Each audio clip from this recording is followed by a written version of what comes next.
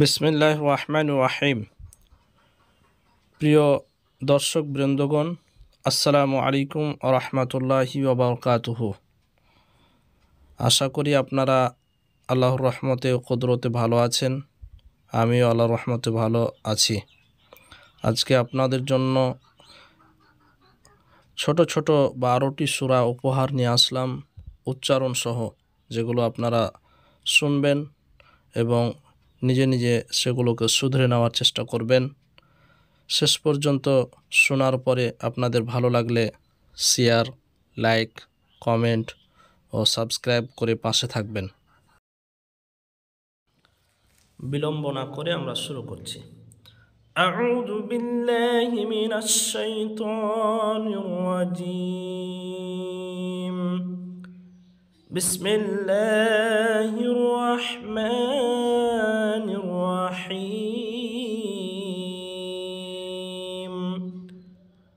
قل أعوذ برب الناس ملك الناس إله الناس من شر الوسواس الخناس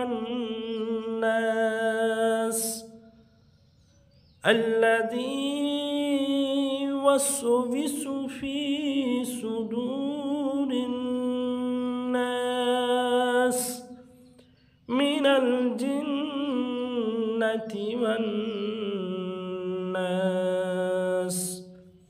بسم الله الرحمن الرحيم. قل أعوذ برب الفلق من شر ما خلق ومن شر غاسق إذا وقب ومن شر النفاسات في العقد ومن شر حاسد إذا حسد.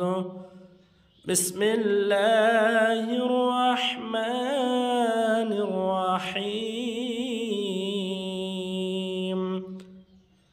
قل هو الله أحد الله الصمد لم يلد ولم يولد ولم يكن له كفوا أحد. بسم الله الرحمن الرحيم. تبت يدا أبي لهب وتب ما أغنى عنه ماله وما كسب سيصلى نارا ذات لهب وامرأته حمالة الحطب في جيدها حبل من مسد. بسم الله الرحمن الرحيم. إذا جاء نصر الله والفتح ورأيت الناس